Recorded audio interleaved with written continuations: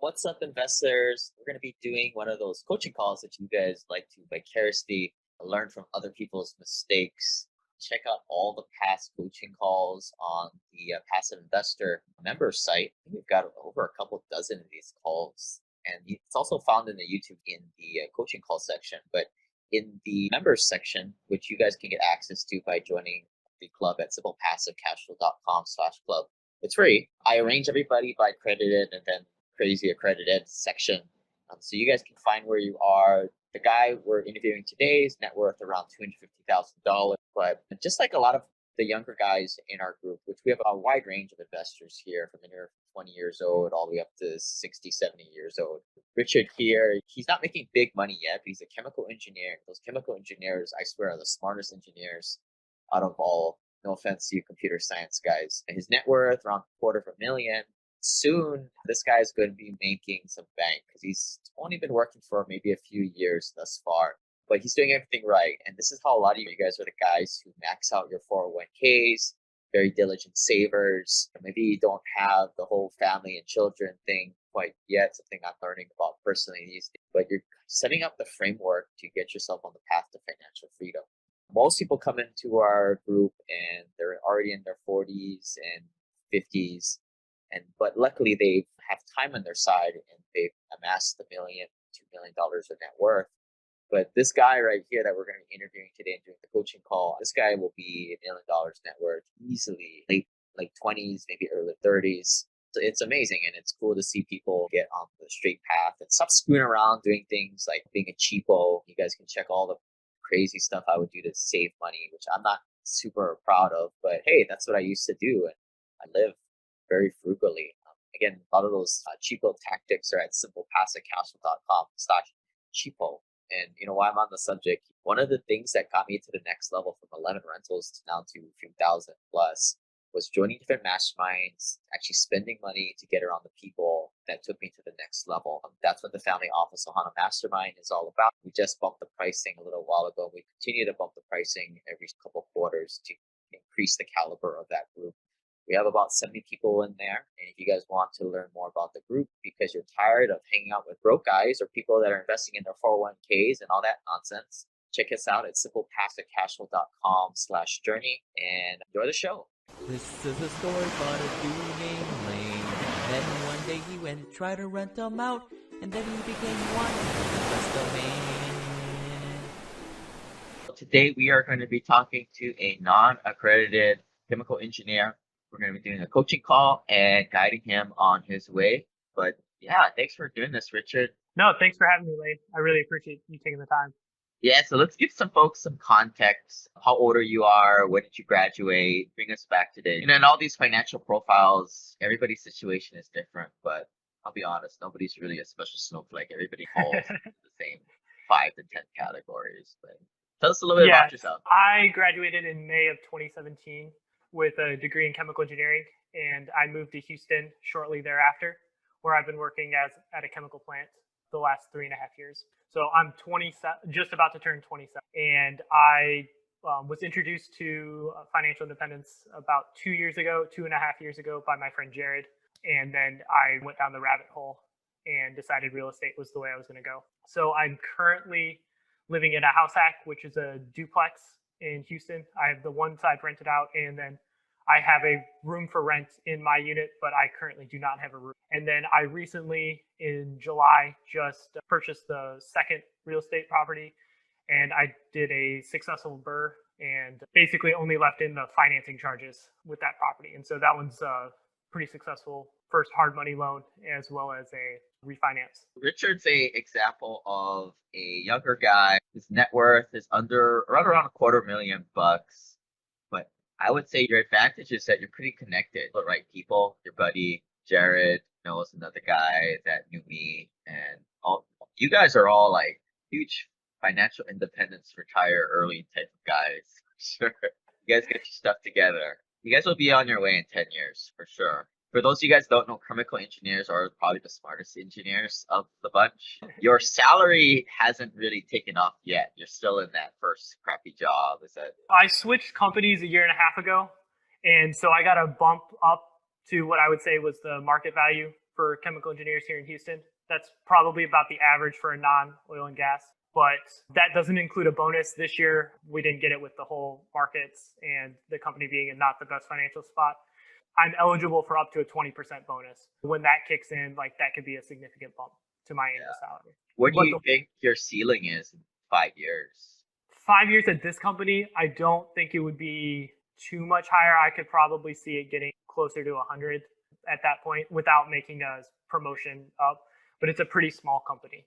The one benefit I realize it has a good work-life balance compared to a lot of other. Got it. That's probably you got that from your buddies, right? All three of you trio is you guys are all about quality of life instead of just making a whole bunch of money and spending it frivolously. Yes, and right now I'm able to actually work from home, so that's been saving me a significant amount of money on gas and just all around time. Yeah, so sometimes I look at this in a different order. If you guys are checking out the podcast, go to my YouTube channel. We have the personal financial sheet, but in the upper right hand quadrant, we have the net worth. That's where I take a peek at first. Again, about $250,000 net worth. And then we look at how he's making money on a month-to-month basis. About $7,000 of salary coming in. If he had a bonus, that'd probably be up a little bit.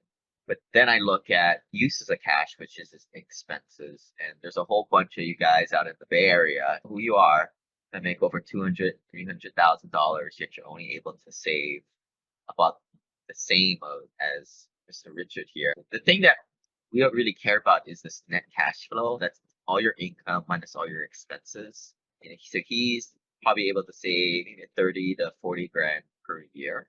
It's pretty good, man.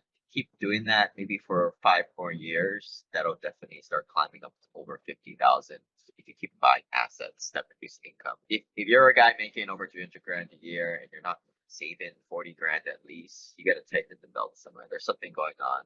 I was just talking to a guy yesterday. I made him laugh because it's like I got 5 kids. Okay, that makes sense. I will say I do have the benefit. I'm unmarried and I do not have any children at this time. So yeah. So you've owned some real estate before. Talk to us about how you picked that up. One of these is a house hack. The first one that I acquired back in March of 2019 was a house hack. It's a duplex townhouse, connected units, and the one side's been rented out from the day I purchased it with an older lady, and her son lives there. And that basically covers all of my HOA fees, the taxes, and insurance on the property. And so then if I don't have a roommate, then I'm basically just paying a mortgage and interest and principal, which would be cheaper than rent for the size of property that I've got. I've had a little bit of difficulty getting roommates. The area is a little farther than the energy corridor, which is where I was hoping to get younger college-age students who wanted to intern or take work duties there. But I haven't seen as much interest. It's a little bit farther. But to hang out with.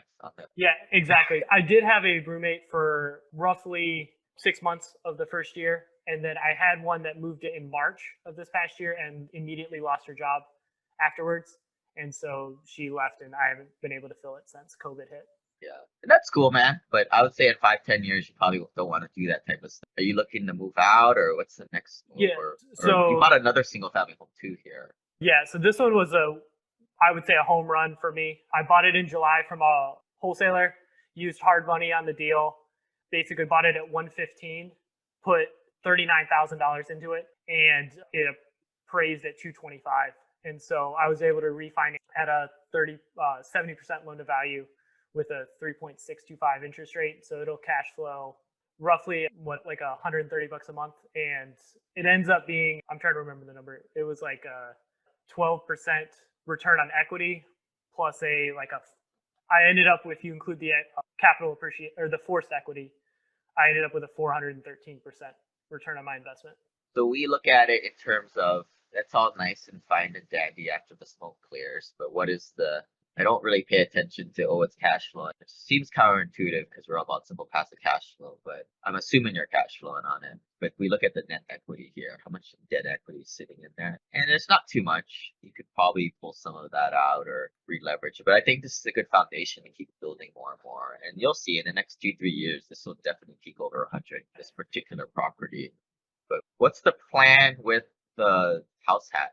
The plan is I eventually want to move out. And so I'm currently looking for another property that I could house hack. So I'm looking for one that's closer to the center of the city and one that I could live in like an ADU or a garage apartment and then get a single family loan on. Yeah, you're just a rambling man making money as he moves around town. It's awesome. Do it now while you're younger. Yeah, Um, exactly. One thing I would say, if you had a little bit of equity in there, like maybe 60 or grand or more, or maybe you're there, see, before you move out, maybe try and re-leverage the property, squeeze all that out as an owner-occupied property right before you move out. Yeah.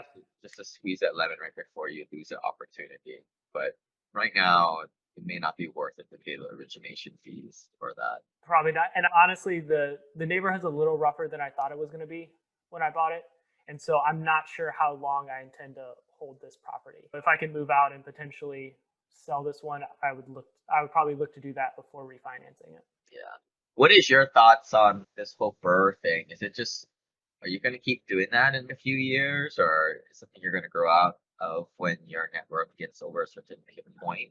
I think I would probably, after a while, I'd want to get into more of a passive side, but it's just at where I'm at to shell out 50,000 in cash. It takes me a very long time to save up for that. So that I'm doing a deal every year and a half at the earliest. And Yeah, right now it's taking you what, about 12 to 15 months to save up 50 grand right now. yeah, and then that would be a significant portion of my net worth into one deal that I'm just handing off the money to. Let's talk to your buddies a lot. Yeah, exactly. So this was my first one doing like a major rehab. And so I actually didn't mind the rehab process. I found a really good contractor. He's really honest, and like he found some things. He didn't upcharge me, or he finished in the timeline. So with the current job that I have and the flexible hours, it's not that big of a deal if I need to take an afternoon off and go look at the property or go out there and do my checks on all the repairs.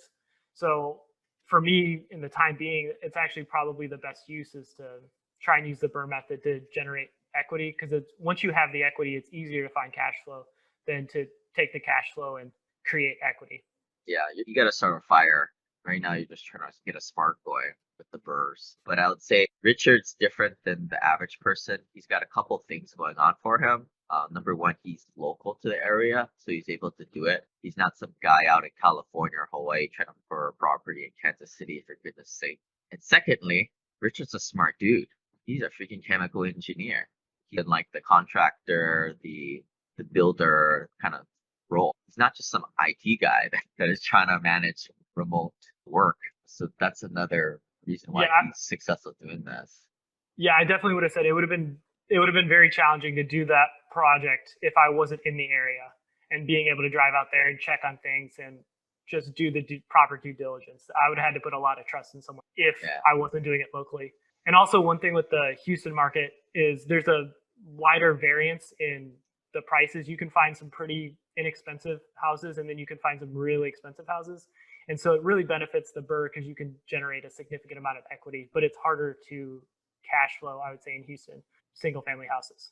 But you're doing what you can work with, right? Like you just happen to live in Houston. Are you trying to move around, or what's your geographic plans? I definitely like the warmer area, but I'm not definitely tied to Houston area. I'd be open to other markets or other areas. I grew up in Illinois, so I'm from the Midwest. So we're gonna look at your your security deposit or your savings deposit checking account. You've got it scattered around. We don't really talk about this type of stuff, but what's with Chase Bank, man? Get into a credit union. No, so I just had the Chase Bank from when I went to college, and so I had a couple of those accounts open, and so I just opened a second one when I started saving for my rental property. But look into there's some savings accounts that give you like 2 to 3%. They're called rewards checking accounts. And I did this for years. Like you have to do like an annoying 12 debit transactions per month and log in and do e-statements. And I would do this for years where I would go to the gas station and pump my stupid debit card 12 times. Oh, really? It was an incredibly waste of time. Back then, the interest rates were a little bit higher, 3 to 6%. Okay. I was doing that for like 10 years, and I just decided like a few months ago I was going to stop doing that stupid stuff. But for you, every little bit counts. Yeah. I was getting 2% on the Discover account. That's where I had most of my money before I bought this F.I.R.E property. But I had issues with the payment system. They stopped letting me use Zelle. And then also with that, the interest rate dropped from 2.25% down to 0.6. Yeah, you gotta play around with it because like you can also do like little 1 cent PayPal transaction, or another one I was doing Venmo. Sometimes they'll allow Venmo to Oh, count okay. debit transactions, but it's all over the place. You just have to do it 12 times and see if they give you the higher interest rate. But nothing the old going to the gas station pumping gas for 36 cents every single time. But you can't do that more than 3 or 4 times in a row, if not on a phone call on your cell phone saying that that's happening. So I don't know, man.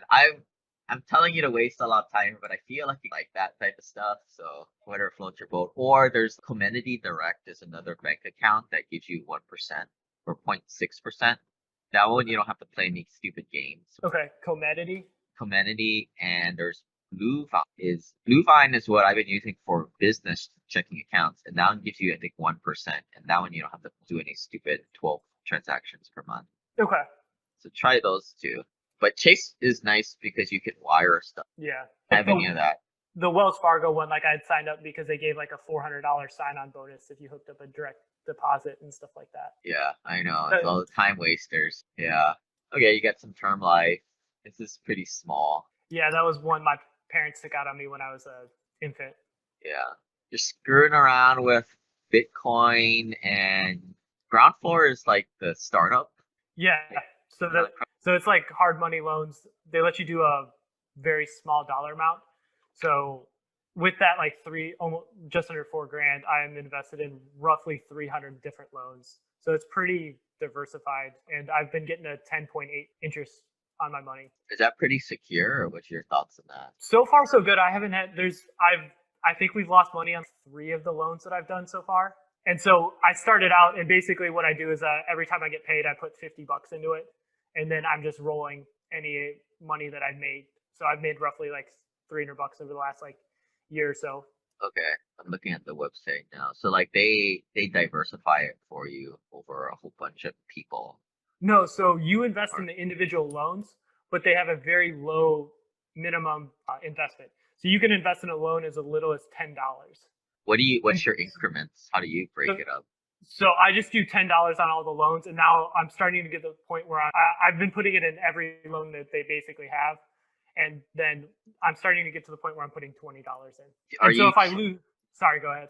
Are you cherry picking like the better paper because they grade up A, B, and C? So I tend to start with and that's how they also do the interest rate. So I typically am just putting it in mostly the C and D, which is 11% normally or higher. But when I first started, I was just putting them in everything, and I had just as many loans that like were in category A default as I did in category D.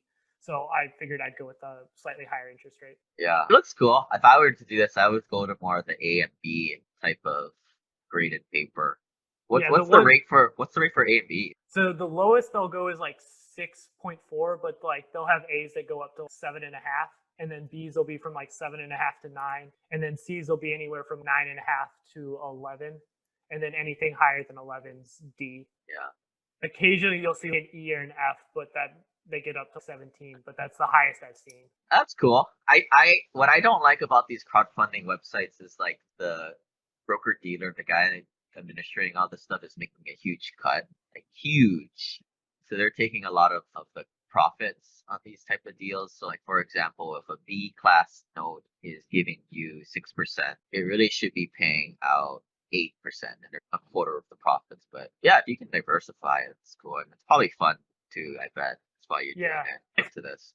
Yeah, I started doing this when I first got into financial independence. Like I was like all gung ho. I made an offer on a property, and I didn't end up getting it, and so I didn't have anything, and I had to re-sign a lease for another 12 months. And so at that point, I was like, I'm not going to be able to buy a house anytime soon. And so I started doing this as a way to earn some extra money, and I've just kept going over the last couple of years. Yeah. They do have an IRA form, so if you wanted to invest through an IRA, you're able to do that as well. The downside is interest. This is all ordinary income, right? Which is it's interest income. Yeah. But you're doing also AHP, which gives a 10%. Why do you do ground floor? Is it just for diversification, or you want a better rate, or what's the motivation? It was just I started ground floor before I was able to invest in AHP, so I wasn't able to. Jared told me about the 2015 fund, but it was already closed. And so then I waited until they did the 2018, the AHP servicing one. But HP probably gives you a better rate than their B class paper. Yes. Why are you still doing ground floor? Out of curiosity. It was just more habit, and also I hadn't seen the returns realistically from HP. It's all one company, so I didn't. Yeah. It was just more of one partnership. If something goes wrong. Yeah. No, that's good. Yeah. It's just a diversification, even though it's a lower rate. Yeah. Yeah. That's the way to do it. I would say the only thing is, just as your life gets more complicated and your net worth goes up, it's better to simplify it. But yeah, you're learning a lot during doing all these little things. That's how I did it. I did a whole bunch of stuff that I wasted my time. And more on the topic of wasting time, what about trade lines? You screwing around with that? I have not. I looked into it a little bit, but I was a little risky. I don't know. It seemed a little different. I don't want to get my car canceled. I swear by it, man. You're making what? Like, you got 11 grand in this type of random stuff. That comes out to $1,000 a year. Give me a break, man. If you have a credit card, you can make that. Yeah, you could probably make that in a year, which just with one credit card. Okay, I do have a decent amount. I have roughly 50,000 in credit card. You need to have the cards older than a couple years. The longer, the better. That's the key, though. I think I'll be coming up on 2 years come like January timeframe for several of my cards. Yeah. So if you guys want to make, I make 10 grand a year doing that silly hobby of trade lines. So if you guys are listening, check out the e-course, SimplePassiveCashflow.com/trade lines. There's a way to be safe about doing it. But yeah, I would say just learn about it. But that'd be a great way that you could make another 5 to 10 right there. And that's big for you, right? Because every year you're making 30 grand. That augments your savings 20%. Yes. And then you got some of your deferred comp, your QRPs here. Are you contributing any more money to your retirement 401k stuff? So not to the 401k or the Roth IRA. I still contribute a little bit to the HSA every single year. And I also get a company match. So like come January, I'll get $1,000 bonus just for having the HSA. And then the current pension is, I have no control over that. The 5% interest rate on the current balance is what I get on that. Awesome, man. You're around the right people that think this stuff is garbage. The one thing that's nice about the Fidelity, the 401k, they were from my old company. So I have access to all those funds if I needed to. So in the back of my head, I keep that as a true emergency. If I lost my job and I needed to keep things running, that's what I keep that in there. Cool. Great strategy. Most people that are listening, I would say 80% of them are still on the fence of withdrawing from their 401k because we've all been brainwashed. Yeah. Maybe if there's any kind of words of encouragement there or epiphany you saw that ultimately made you, I know you had the right people around you that kind of told you about the truth. Yeah, it's definitely hard turning down the match. And when I really stopped was when I switched companies and I just didn't sign up for the next one. That was how I jumped off, but it's definitely not easy. Like I really had to commit to the real estate at that point. So what is your current company's match now? So they will do 1-to-1 up to 6%. And my previous one would do 6% on the first 8. So they would do 1-to-1 on the first 4 and then half on the next 4. Yeah. I was talking to a guy yesterday. Boeing does one for one up to 8%. But I was still like, do the math, man. It doesn't make sense. Your crossover point will be a few years ahead if you just invest the money and grow it faster yourself. And it just depends on what you're limited on. Yeah. And I'm okay like doing the match too. But once you move jobs, get it out. But that's another problem. People stay at their jobs a long time, which is pretty rare these days. Yeah, because that was one of the things I did look at doing if they offered in-service rollovers, but both companies I had didn't offer. Okay. But you guys, a lot of the younger guys, you guys hop around jobs so much that, just put it in, get vested, and then pull it right back when we change companies. Yeah. And that's part of the reason too, that was an easier decision. At my new company, you're not fully vested on the match for 5 years. So I was like, I don't even know if I'll be here for 5 years. And so to me, putting it in and possibly getting 20% of the match wasn't worth it. What are you, so you said, great idea. If you guys haven't picked up on it, is he's using this money as his emergency savings account. But what do you have this stuff sitting in? All index funds. Okay, like a Vanguard 500 type of thing. Yeah, different mix of whichever one they offer. So why not do a money market? What was your thought process there? Or like something way more conservative or semi-conservative? I just left it in because when I first started getting into financial independence, the first things you find are index funds. And so I just haven't really looked at it since. And Yeah. in my opinion, it's not a significant dollar amount in terms of if the market dropped 50%, yeah, I'd lose 10 grand or 15 grand. It's not like I'm sitting there with hundreds of thousands that I would lose a ton of money on. Yeah, So it's keep it on red mentality. Just let it ride. Yeah, yeah. significance. No, it makes sense. Makes sense. And also with my Engineers are mindset, all logical. and with my mindset too, I'm not going to ever run my bank at zero, like really low to invest in a deal. And so I'm always going to keep some cash available. And this is being a little bit more aggressive and the cash is a little bit more conservative. Yeah. And on all this stuff for you, like I'm getting really nitpicky because you're not working with too much, but this is the foundation for when you get over $500,000, then you won't really care about all this stuff. If you were to tweak this, maybe think about taking the Roth out because you've already paid your contributions into it and just taking it out cash to invest it. We talk about this a lot. Why do you not want retirement accounts? Number one, you're going to be retired well before you're 50. You want to wait till you're 70 to get it. Number two, your tax bracket is probably a lot lower today, so you want to pay your taxes on it today than in the future. Number three, where this country is going, taxes are going to be going way up. But what a lot of people don't realize is number four, when you invest in a retirement account, you don't get the passive losses from your investments. So that is, you need the passive losses, especially from the syndications, to get on the simple passive cash flow gravy train, which is all about lowering your W-2 active income and paying little to no taxes. And you don't get that opportunity to do that. Yeah, you got to get real estate professional status at 750 hours, but you don't get to do that until you get those passive losses. So that's the fourth reason why you don't do retirement accounts. But something to think about, like Richard, like just maybe take out the Roth because you already paid the taxes on it, so it's not really that big of a deal. And at least take out the contributions, not the gains. Because you take out the contributions, you don't need to pay the penalty on that, 10% penalty. Oh, okay. So drain that out. But at the same time, you want that magic number. I don't know what that is in your head, like 20 to 30 grand of emergency savings. Yeah. But if you have to increase it, well, then put money into your 401k via the match. Like, let's work backwards. How much of emergency savings do you want to have? You have 37 grand right now. Realistically, so the pension is like illiquid, so I wouldn't be able to get that. So I have roughly 30,000 in there. I would want at least probably 20,000 because that would give me roughly 9 months of if I lost my job and I had just made an investment. Cool. And that number, everybody's different. You're basically picking that number out of the sky, but let's go with that. You want about 20 grand in there. What I would do, I'm sure more than half of this is contributions. I would take that out now. And then maybe in the next 6 months, you replenish, maybe even before the end of the year, you do a catch up deposit into your 401k and get that match to replenish that. Whatever you take out here, put back in here. Okay. And then this, I would just get rid of it, just cash it out. Because try to simplify things too, right? At the same time. Yeah. No, so I had actually I had opened that one when I was co-oping to start investing when I was still in college. And I actually pulled out the original contribution for the down payment on the first property. So all of that money is gains. I have zero basis in that. Yeah, I would just get rid of it. It's just, you don't need another stupid letter showing up in your mailbox every month or every quarter. Simplify life.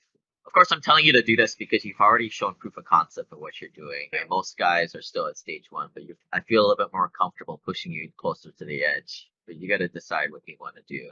But no, that's a good point. And then student loans, like you don't have too much of it. But tell us a little bit like where you started off with and your strategy to get to this point. Yeah, so a little bit goes back. So I did a co-op program. So it was a work study. I did 5 work sessions over 5 years. And so I graduated with about 18 months of experience. And they actually paid me extremely well. I was getting probably close to what a full engineer was making my final year. And they were also paying for my housing in Chicago, which was tax-free. So that ended up putting me in a position when I graduated college with a roughly 20,000 in cash and 30,000 in student loans. And so I started rapidly paying down the student loans. And then for the first 8 months of my working career, and then I kind of got the bug of I wanted a new car. And I had always told myself once I paid off my student loans that I'd get a new car.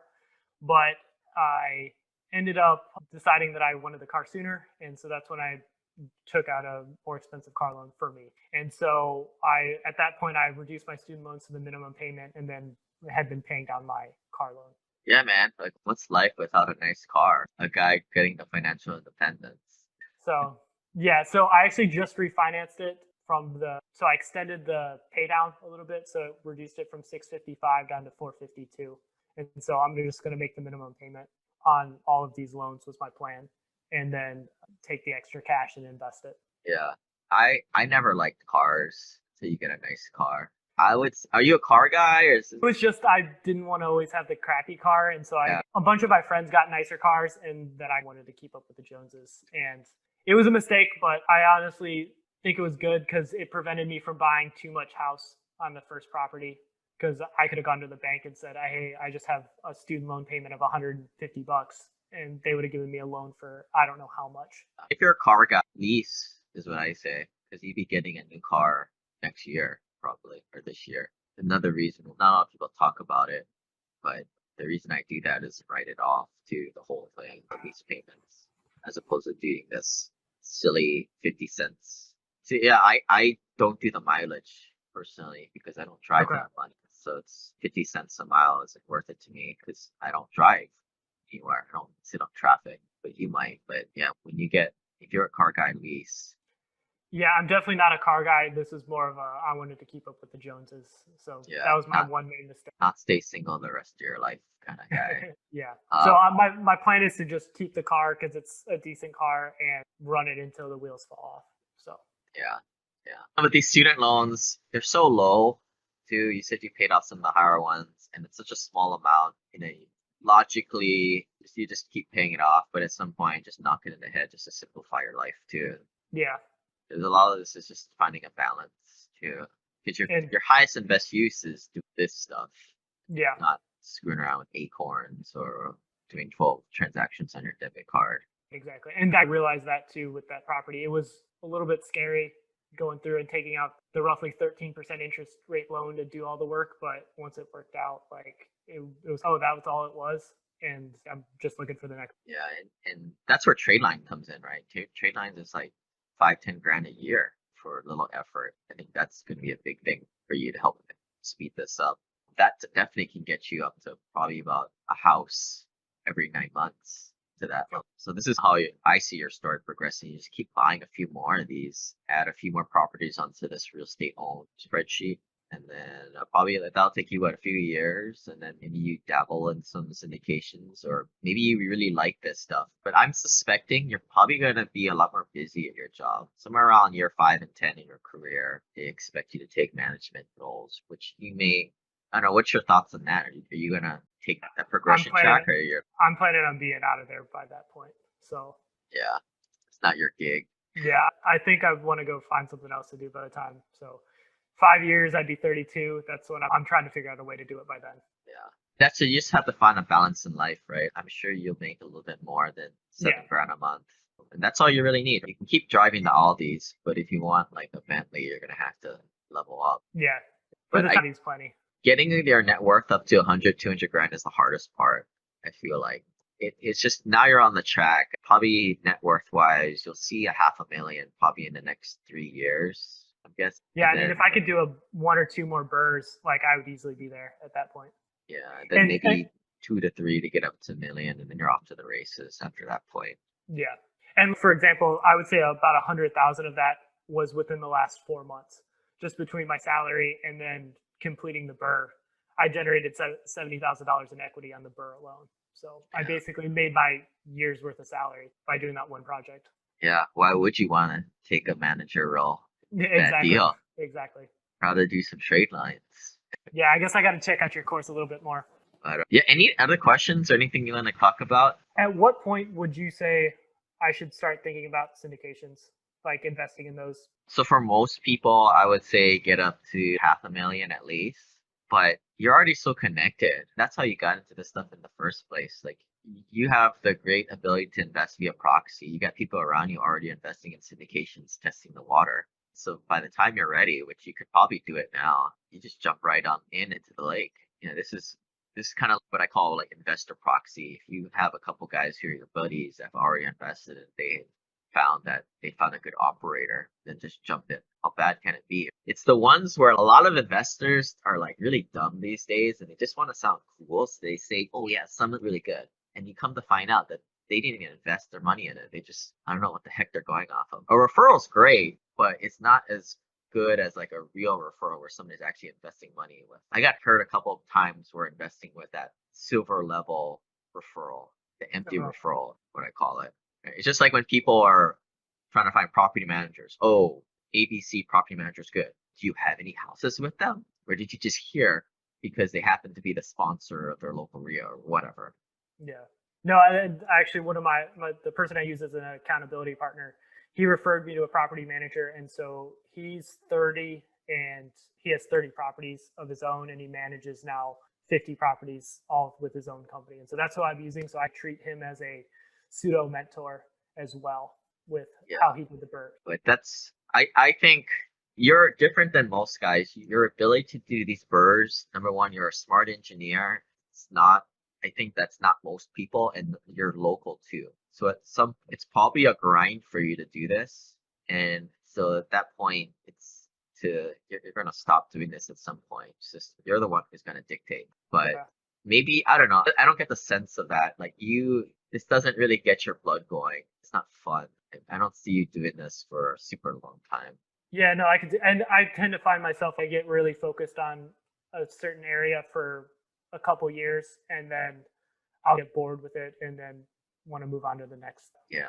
So let me ask you this. If it's not your career and it's not flipping a lot of houses to inflate your ego, what do you want to do in 5 to 10 years when you're financially free and you have $6,000 of passive income rolling in every year? Yeah, so I definitely want to figure out a way to fix the education system. So because I would have been a teacher if I didn't do engineering or teaching paid what engineering paid. But I definitely think our school systems could use an overhaul and figuring out a way and doing a proof of concept. Being financially independent would give me the time freedom and the resources to figure out how to do that. Teach financial education or just some other subject or other subject, but it would definitely be more of a life stuff, not so starting a business, entrepreneurs, like using the science, using the math in real world situations, just not a math problem to figure out how to do it. So I don't have it quite lined out exactly what I want to do or how it would work, but I definitely would.